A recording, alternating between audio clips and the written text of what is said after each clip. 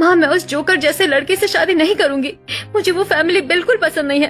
तुझे पसंद हो या ना हो, शादी तो तेरी उसी से होगी और होकर ही रहेगी। मेरा फैसला आखिरी है। पलक रोती हुई अपने कमरे में चली जाती है और अगले दिन वो एक कैफे में विवेक से मिलती है। विवेक, मेरी माँ मेरी जबरदस्ती कैसे घर में शादी करा रही है जहाँ मुझे जिंदगी भर बेकार कपड़े पहनने होंगे। मुझे तुम्हारी सोच बहुत पसंद है विवेक। मुझे तुमसे प्यार हो गया है। क्या हम भागकर शादी कर सकते हैं? प्यार तो मैं तुमसे करता हूँ पलक, तुम फिक्र मत करो। हम आज ही शादी करेंगे।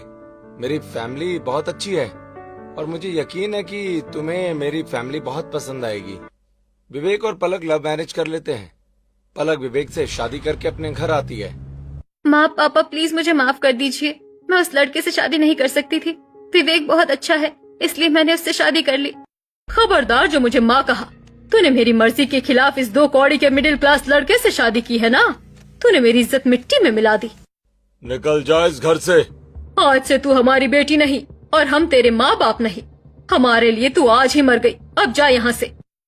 पलक ये सब सुनकर बहुत इमोशनल हो जाती है। विवेक उसे संभालता है और उसे अपने घर ले आता है। पलक अपने ससुराल आ जाती है जहाँ उसका सब लोग अच्छे से गृह प्रवेश करवाते हैं।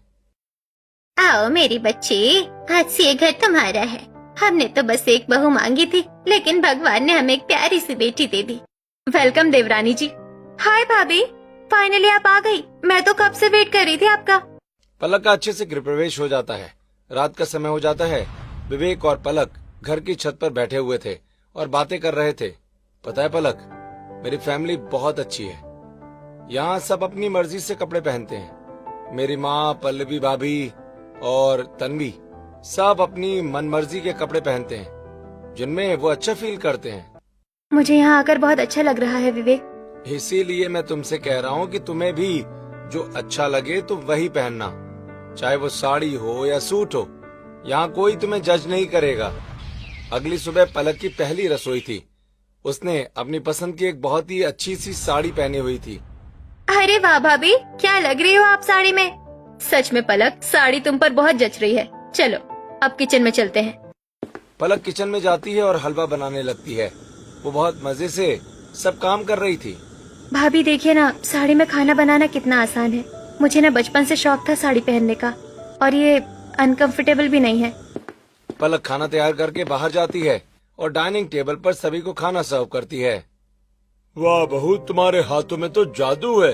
ये लो बेटा, ये मेरे और तुम्हारे ससुर जी की तरफ से तुम्हारे लिए गिफ्ट है, और ये दीपक जी और मेरी तरफ से वाराणसी साड़ियाँ। ये मेरा गिफ्ट है जिसमें आपके लिए बहुत अच्छा सूट है। Thank you so much. माँ जी, भाभी, तन्वी, आप लोग कितने अच्छे हैं। मैं बता नहीं सकती कि मैं अपनी पसंद के कपड़े पहनकर कितनी खुश हूँ। अब से मैं हमेशा वही पहनूंगी जिसमें मुझे कंफर्ट फील होता है। अगले दिन हॉल में पलक की मुंह दिखाई की रस्म चल रही थी। पलक ने एक बहुत अच्छी साड़ी पहनी हुई थी और वो साड़ी में बहुत अच्छी लग रही थी। अरे गायत्री जी, कहाँ से ढूंढ कर लाई है ऐसी चांद सी बहू? साड़ी में तो एकदम साक्षात लक्ष्मी लग रही है। सच बताओ तो आजकल की लड़कियों को तो साड़ी संभालनी ही नहीं आती, पर आपकी बहू तो साड़ी में एकदम लक्ष्मी लग रही है। पलक ये सुनकर बहुत खुश हो जाती है। सही है यार, अपनी मनपसंद के कपड़े पहनने में जो सुकून और मजा है ना, वो कहीं और नहीं है। इतने दिनों से तो मैं उन शॉर्ट ड्रेसेस में ऐसे घुट रही थी जैसे किसी ने मुझे जेल में डाल दिया हो। कुछ दिनों के बाद पूरी फैमिली समंदर किनारे घूमने गई थी। सबने बहुत ही कंफर्टेबल कपड़े पहने थे। पल्लवी और तन्वी ने सूट पहने थे। पलक ने भी एक बहुत सुंदर सा सूट पहना था और गायत्री जी ने साड़ी पहनी हुई थी। देखो मेरी दोनों बहू और मेरी बेटी कितनी प्यारी लग रही है। पलक ऐसे ही टहल रही थी कि तभी उसकी नजर दूर खड़े अपने भाई कबीर और भाभी कुसुम पर पड़ती है। पलक जल्दी से उनके पास जाती है। कबीर भैया, भाभी, आप लोग यहाँ कैसे हैं आप सब? अरे कुसुम, चलो यहाँ से। यहाँ का माहौल बहुत गंदा हो गया है। भैया प्लीज मुझसे बात तो करो। हाथ मत लगा मुझे। हमने तुझे उसी दिन कह दिया था कि तू हमारे लिए मर गई है। जब हमारी इज्जत की परवाह नहीं की तूने, तो अब यहाँ पर रिश्ता निभाने क्यों आ गई? चली जा यहाँ से, हम तुझे नहीं जानते। कबीर कुसुम को लेकर वहाँ से चला जाता है। पलक दुखी होकर वहाँ से चली जाती है। कुछ दिनों के बाद विवेक और पलक किसी रिश्तेदार की शादी में गए थे। पलक ने एक बहुत ही अच्छी साड़ी पहनी हुई थी। सीरियसली पलक, तुम इस साड़ी में इतनी खूबसूरत लग रही हो कि मेरी तो तुमसे नजरें ही नहीं हट रही। बस बस, ज्यादा मक्खन मत लगाओ। तभी पलक की नजर साइड में खड़ी 2 लड़कियों पर पड़ती है। उन्होंने बहुत ही ज्यादा टाइट और शॉर्ट ड्रेसेस पहनी थी और वो बहुत अनकंफर्टेबल हो रही थी। एक्सक्यूज मी, देखो लड़कियों, मुझे पता है तुम लोग बुरा मान सकती हो, लेकिन अगर तुम इन ड्रेसेस में इतने अनकंफर्टेबल हो तो पहनती क्यों हो? ऐसा फैशन किस काम का जिसमें आप खुलकर एंजॉय ही ना कर सको?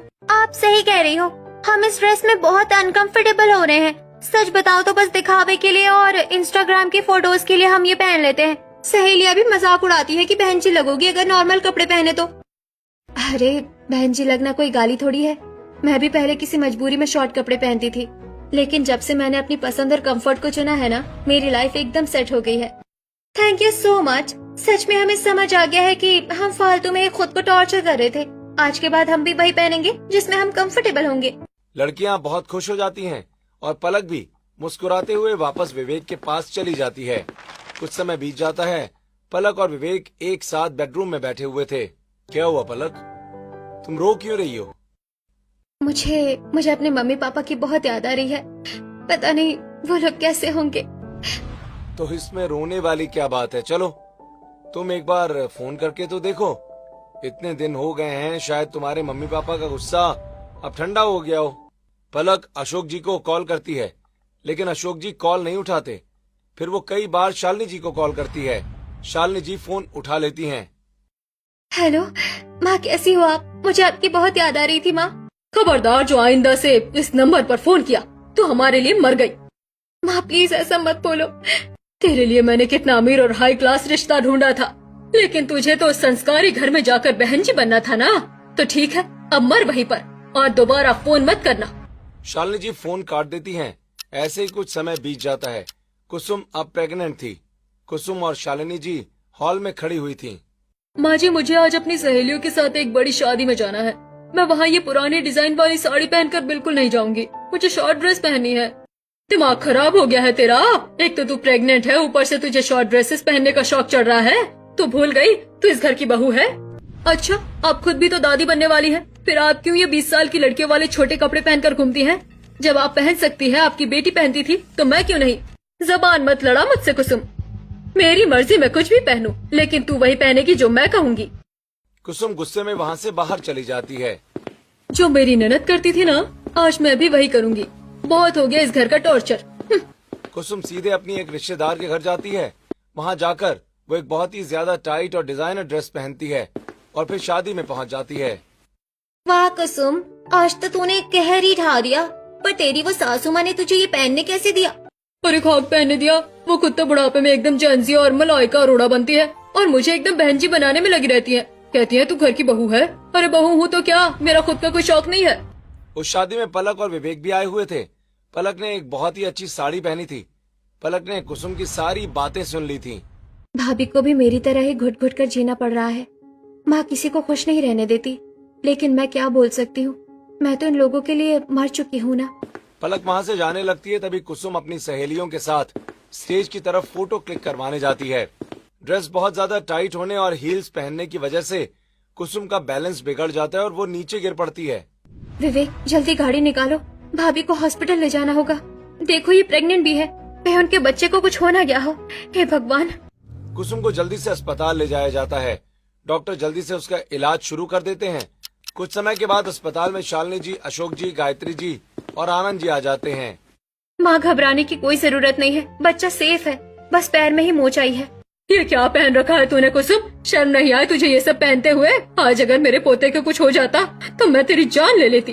तो ले लीजिए मेरी जान माँ जी, क्योंकि घुट घुट कर तो मैं वैसे भी जी रही हूँ। मुझे चिढ़ मचती थी माँ जी, आप अपनी बेटी पलक को जबरदस्ती ये छोटे कपड़े पहनाती थी और मुझे जबरदस्ती साड़ी पहनाती थी। क्यों करती थी आप ऐसा? बहू और बेटी में क्या फर्क है? कुसुम तू होश में तो है ना? ये क्या बोले जा रही है? बिल्कुल होश में हूँ, पर जिसे अपनी मनपसंद के कपड़े पहनने हैं उसे पहनने दो ना। अगर आप मुझे पसंद के कपड़े पहनने देती तो मैं आज आपसे छुपकर ये टाइट कपड़े क्यों पहनती और क्यों गिरती मैं? आज अगर पलक न होती तो मुझे लगता है कि आज मैं और मेरा होने वाला बच्चा जिंदा नहीं होते। आज पलक ने ही मेरी और मेरे बच्चे की जान बचाई है। पलक, तेरा ये एहसान कभी नहीं भूलूंगी। कुसुम की बातें सुनकर शालिनी जी बहुत ज्यादा हैरान रह जाती हैं। माँ, हम आपसे प्यार करते हैं, आपके स्टेटस से नहीं। इंसान मॉडर्न अपनी सोच से होता है, कपड़ों को छोटा करने से नहीं। शालिनी जी, आज मेरी बहू साड़ी में भी उतनी ही खुश और कॉन्फिडेंट है जितना कोई और लड़की जीन्स में होती है, क्योंकि उसे पता है कि उस पर कोई दबाव नहीं है। अपनी झूठी शान के लिए अपने बच्चों की खुशियाँ मत छीनिए। जो मर्जी उसे वो पहनने दीजिए, अपनी मर्जी किसी और पर मत थोपिए। मैं तो बस यही कहूँगी, जिस लड़की को जो मर्जी है वो वही पहने, उस पर कोई भी किसी भी तरह कोई दबाव न डाले। शालिनी जी ये सब सुनकर बहुत ज्यादा इमोशनल हो जाती हैं और रोने लगती हैं। मुझे माफ कर दे मेरी बच्ची, मैं सच में अंधी हो गई थी। और सच बताऊं, मैं भी बहुत दिखावा करती थी। मैं भी इन टाइट ड्रेसेस में बहुत अनकंफर्टेबल फील करती हूँ। सांस तक नहीं आती थी मुझे, लेकिन बस लोगों को अमीर और मॉडर्न दिखने के लिए मैं ये सब पहनती थी। पर अब और नहीं। कुसुम, आज के बाद तू वही पहनना जिसमें तू कंफर्टेबल हो, और मैं भी अब से साड़ी सूट पहनूंगी जिसमें मैं अच्छे से कंफर्टेबल रह सकूं। पलक, मैंने तेरे साथ बहुत गलत किया है, मुझे माफ कर दे। आप माफी मत मांगिए, गलती सबसे हो जाती है। ये सुनकर सब लोग खुश हो जाते हैं।